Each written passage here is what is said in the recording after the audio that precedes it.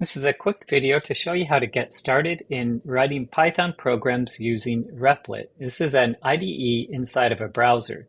All you need to do is sign up, and you can continue with Google, or you can use an email of your own choice if you want. And once you sign up and log in, you'll be on this, and all you have to do is go up here and create a new REPL. And you want to use the Python template. So if you don't see it, just start typing Python, and hopefully you'll find it up here at the top. And you create a REPL. And up here we have the editor window where you can define your functions. And over on this side, you have a console, which is like the bottom part that you used to with JES. So we'll go ahead and define a function to say hello. And then down below, we will call the function. Then to run it, you just click the run button, and you can see that it said hello.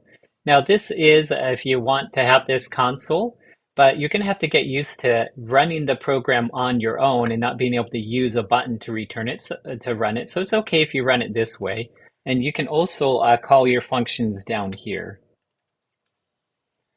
But to run it from the command line, you need to click on the shell right here, and then you just type Python and the name of the program, which is main.py. You can see that this file is called main.py. So we click enter, and it says hello.